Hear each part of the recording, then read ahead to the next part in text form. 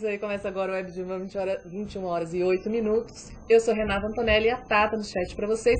Um beijo muito especial para meus queridos que já estão aqui. Duda, um beijo para você. Falos, um grande beijo para você, meu amigo. Existindo Observatório Árabe, um beijo para você também, que está aqui me mandando beijos. Milton Renato, Ari Aguiar Júnior, Rosa Branca, todo mundo que está assistindo aí o Web Diva. Muitos beijos para vocês. O Web Diva é nosso programa semanal sobre psicologia aqui da UTV. Toda semana a gente fala sobre um assunto ligado à subjetividade humana, como não poderia ser. Hoje também vamos falar sobre o assunto ligado à subjetividade humana, mas principalmente a subjetividade feminina. E faz parte também do livro Clínica Psiquiátrica. É um dos capítulos, né, do Clínica Psiquiátrica, que fala sobre a saúde da mulher. E, para isso, hoje está aqui o Dr. Rodrigo Dias. Boa noite. Boa noite, prazer estar aqui com vocês. Boa noite, Rodrigo. Para prazer é nosso, de todos nós. E me fala uma coisa, o foco do teu capítulo, teu capítulo é sobre saúde da mulher. Quando a gente pensa na saúde da mulher, ligada à psiquiatria, o que você quer dizer com isso, né? O que é pensar na saúde da mulher de uma forma psiquiátrica, né? Um olhar de um psiquiatra para a saúde da mulher?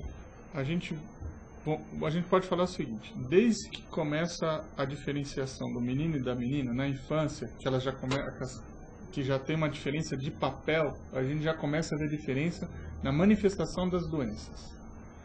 Óbvio que na hora que chega a primeira menstruação, a menarca, essas doenças ficam mais diferentes, os papéis ficam mais diferentes aí. E dali para o resto da vida, e a gente fala do período reprodutivo, que é desde a primeira menstruação até a menopausa, existem condições específicas da mulher que vão alterar qualquer doença. O mais fácil de pensar é a gravidez e o pós-parto, né? E depois da menopausa começa a ter uma aproximação da psicopatologia de como é entre os homens e as mulheres.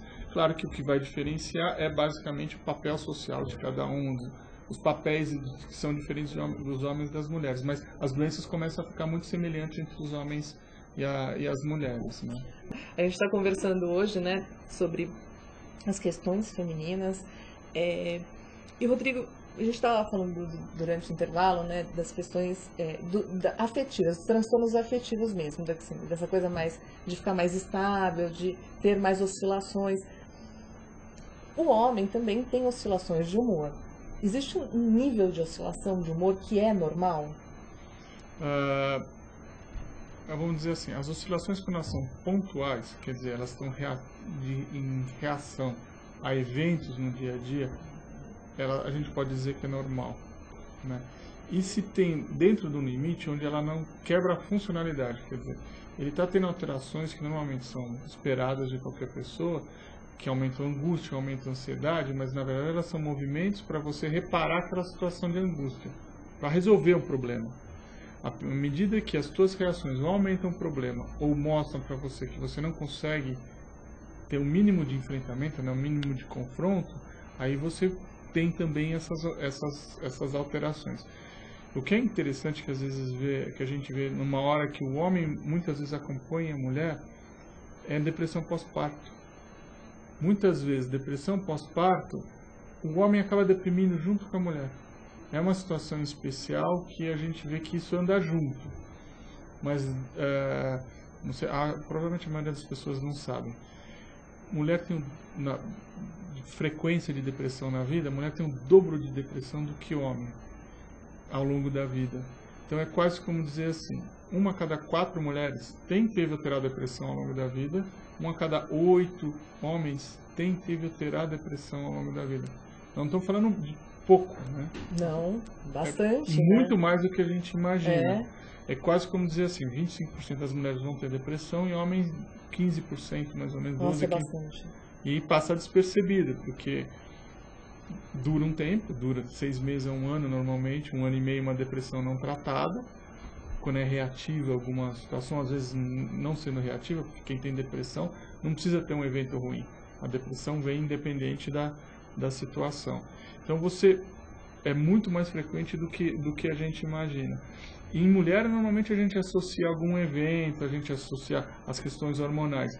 Em homem, não. A gente acaba não tendo esse tipo de coisa. A depressão na mulher, de um modo geral, ela também tem algumas diferenças em sintomas.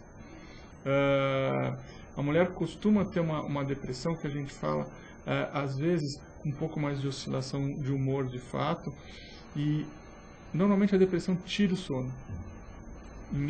É um pouquinho mais comum nas mulheres ter uma depressão que aumente o sono, que deixa ela mais lenta, também um pouco mais do que os homens. Os homens acabam tendo um tipo de depressão que acaba sendo um pouco mais irritável também. Mais irritadiço, né? Mais irritado. E a coisa principal de diferença é que mulher vai se tratar. Homem normalmente não vai se tratar. Mas o risco de fazer abuso de álcool e de drogas, no homem aumenta bastante, aumenta 2 a 3 vezes, em comparado à população normal. A mulher aumenta entre 7 e 8 vezes o risco de usar álcool quando está deprimida ou se tornar dependente de alguma droga, simplesmente porque tem depressão, né? Só que quando você vai ver entre os alcoolistas, homens e mulheres, normalmente os 50% dos alcoolistas homens têm depressão. Eles estão tratando a depressão com álcool. Tem que lembrar que o álcool ele é um calmante, na verdade. Ele funciona como um calmante se for comparar com algum remédio. Ele causa depressão. Quando a gente bebe no dia a dia, é fácil de perceber. Primeira meia hora, 1 hora, se você bebe um pouco mais pesado, você tem relaxa e você se sente alegre. Depois você dorme. Depois você deprime. E, na verdade, ele é um depressor. Então, para os alcoolistas, o que vale a pena dizer, toda vez que a gente vem no consultório, às vezes vem um alcoolista ou vem um deprimido que faz abuso de álcool, a gente sempre deve perguntar o que veio antes, o álcool ou a depressão? E no homem, muitas vezes a gente vê que o álcool veio antes da depressão. Mas é muito comum a gente ver, olha, eu estava deprimido, em vez de vir no médico, eu ia lá, sentia aquela pequena euforia. Como é todo dia sente um pouquinho de euforia, você acha que você consegue se alegrar, é só uma fase. Depois de 6 meses você já está dependente. E daí começa a caminhada de um alcoolista. Então, essa é a coisa muito comum que a gente vê na diferença entre os homens e as mulheres quando tem depressão. Obrigada, Rodrigo. Eu fiquei impressionada. Achei muito bom. Obrigada a oportunidade. Podendo, a gente volta aqui para conversar mais vezes. Nossa, obrigada mesmo. Os internautas sabem, né, que eu tô aqui babando na entrevista do Rodrigo, que não é normal eu ficar tão quieta assim, mas porque realmente, obrigada, Rodrigo, foi muito bom. O Rodrigo também tem um capítulo no Clínica Psiquiátrica, que se vocês quiserem dar uma olhada como é o livro, como vai ser o congresso, educação continuada, entrem no site www.clinicapsiquiatrica.org.br. eu vou escrever no chat para vocês. Todo mundo que chegou aqui atrasado, Adilson, Glaucio, um beijo muito especial para vocês. Rosa Branca, um beijo para você. Eu espero vocês no programa que vem, sexta-feira, às 21 horas, ao vivo. Beijos!